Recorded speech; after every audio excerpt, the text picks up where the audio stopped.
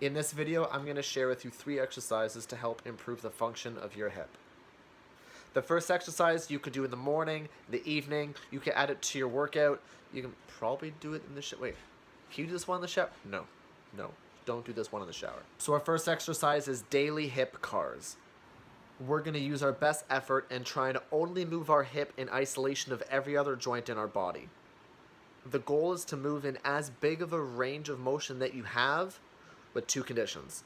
1, pain-free, and 2, once again, try and move only your hip in isolation and don't move any other joint. This exercise is helpful because moving our joint through a full range of motion on a daily basis simply promotes long-term joint health. Also, it's a great screening tool to see what you currently are having issues with, and if you're trying to improve, it can be a great screening tool to see what parts of your hip are actually improving. Hey, so just to preface what you're about to watch, the first part of the video is me talking about really what you're doing and why you're doing it, and the second part is me physically demonstrating doing it. So the first step is to choose a base position.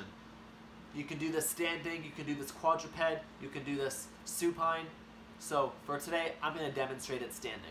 Step 2 is to find a chair, something just to hold on to for balance. This is a hip exercise, not a balance exercise. So when we're in this position, we're going to try and tense our entire body. So I like to start from the hands. Squeeze your hands, move that contraction to squeezing your arms, your chest, your back, your core, squeezing your leg if you want to think about pushing into the ground. And our first step is going to be internally rotating our knee as far as it can go. Next, go into a kind of hacky sack position. Once you reach an end range there, keep this knee high.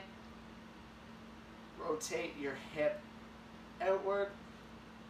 Once you reach that end range, keep this knee high. Scoop this foot away from you in the direction of the wall behind you. Once you've reached that, keep that knee high, keep that knee high. Bring your knee back, bring your hip back, and down. If you cannot reach that range of motion, if you feel like there is some pinching going on, for example, if you feel pinching here, then work around it. Instead of raising your knee this high, try and go maybe half of that, back off 15, 20, 30 degrees. And if this causes you pain, we'll see if this causes you pain. Are you able to move in this range of motion pain-free? So don't try and force yourself into any range of motion that's going to cause you pain. So I'll demonstrate that again, but standing to the side. Bring your knee in.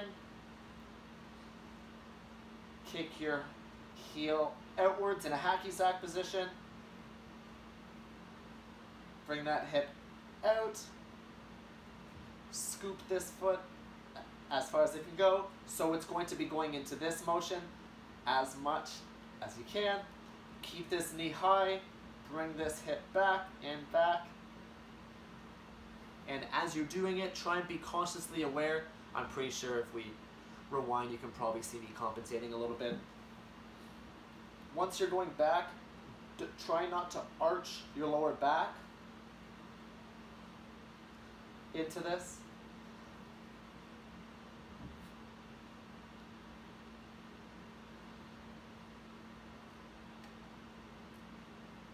And in the other direction, bring our hip into maximal extension. Out. Scoot back. Hacky sack. Knee and out.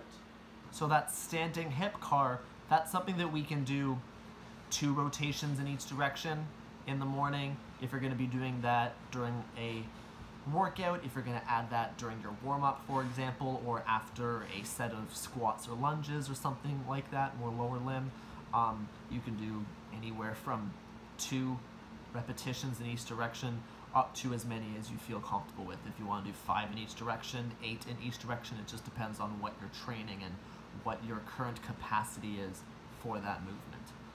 So the next exercise I'm going to show you are geared towards improving the fundamental movement in the hip which is rotation. So I'm going to show you one example for improving internal rotation and one example for improving external rotation. So on the screen right now, somewhere here, I'm going to write down what the 3 exercises are that we're going to be doing. We'll do one exercise for external rotation and then a couple exercises that we do following that. So our first exercise is a 90-90 position. And if this position is too painful for you to get into, you can definitely change the position. If you wanted to do that on a couch, if you wanted to do that on a chair, if you wanted to try this on a bed,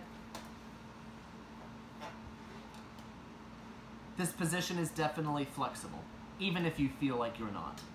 Haha! So in this 90-90 position, our front leg, our front knee is going to be at a 90-degree angle, and our back knee is going to be at a 90-degree angle. And for external rotation, what we're going to do is we're going to lean forward and pretend like there's like a lasso or some rope around our stomach, and we're trying to pull our belly button forward. Pull it forward until you feel a stretch, and we're going to hang out here for 2 minutes. So the protocol that we're doing, somewhere on the screen it would say pails and rails, and what that stands for is progressive angular isometric loading or regressive angular isometric loading. So basically what we're doing is we're bringing our hip into an end range rotation. We're stretching in that position for a few minutes to get our body more comfortable in that position. And after 2 minutes is up, we're going to be doing some strength protocols to teaching our body how to be stronger in that end range rotation. So this specifically combines flexibility, because we're holding this for 2 minutes, and strengthening, because we're going to be doing a lot of contracting, pushing, pulling. So this actually helps us not only increase our bendiness, but our usable range of motion. Once 2 minutes has passed, start to create some full body tension, and for 10 seconds, think about you're pushing your heel and your knee into the ground. Pretend like you're pushing it into a scale and you're trying to get the number to rise. And you're going to push for 10 seconds. If you want to push maybe at like a intensity level 6 out of 10 when you're first starting, or a 5 out of 10 when you're first starting, push for 10 seconds. Remember to breathe.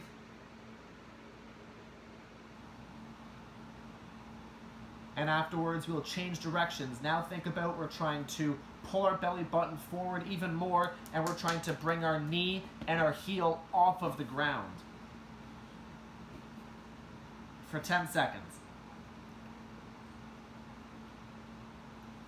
And we would count that as one set. So one pushing and pulling, we'll count that as one, and we'll do that 3 times. Once we have completed our 3rd set, we're going to stop contracting our full body, stop creating full tension, and just hang out here. If you want to take a couple deep breaths, maybe take 8 to 10 deep breaths, and just hang out in this new position. Once you're done that set, you should temporarily have achieved a new range of motion. It may be 3 degrees, it may be 10 degrees, depending on the person. But now that we have acquired a new range of motion, we're going to once again move our hip through a full range of motion to reinforce in our brain, we now have it. Trust me, we can control ourselves in this position. Doing this repetitively, days after days, weeks after weeks, is how we make long-lasting changes. So you can just do a hip cars in that sideline position, or if you want to go and do it standing, once again you can.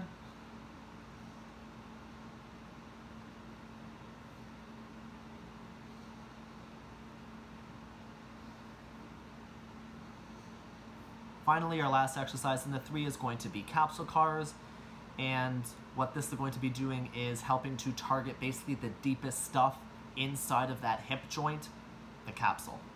And from here, bring your ankle in as far as you can, externally rotating the hip, as far as you can. Once you reach that end range or motion, hold that for a count of 3 seconds. 2 1,000, 3 1,000. Then move out and go into as much internal rotation as you have, and hold that 1 1,000, 2 1,000, 3 1,000, and do that 3 times in each direction. So the last demonstration I'll show is hip internal rotation. So for this position, what you will do is you'll try and keep your torso straight and upright, lean back towards that back ankle. If it doesn't reach that ankle, that's okay. We're not trying to objectively reach a certain measure, but it's about finding where you are currently and going down the path of self-improvement. You can do this with your hands above the ground or on the ground to make it easier. Once you reach that end range, what you're going to do, if you can, slightly fold yourself forward just a little bit, trying to bring your chest down towards that toe, and you might feel a stretch here. Similarly to the external rotation pails and rails, we're going to hold this position for 2 minutes. And once 2 minutes comes up, then we're going to take a couple seconds and irradiate our entire body and go for a 10-second count, push our knee and our foot into the ground, pushing it down for 10 seconds. And then changing direction, trying to pull your heel towards you. Be very gentle. Before you do this, be very gentle with this movement because this can be very sensitive for some people. So rather than going at an intensity of like 8 out of 10, try really low. Try like 3 out of 10. Try 5 out of 10. Try something that is relatively easy for you at first. You can always build up. We don't want to be dangerous and go too hard at first. So we'll pull for 10 seconds. Once again, push-pull is 1 set, and we'll do 3 sets in total. Once we have completed our 3rd set, then we're just going to hang out here. If you want to hang out here for 30 seconds or take 8 to 10 breaths, kind of whichever comes first, you can do that. Come out of this position slowly. If you want to, even take a hand and like physically move your ankle, bend your knee a little bit, because it's a very sensitive position to come out of. Do not come out of this quickly.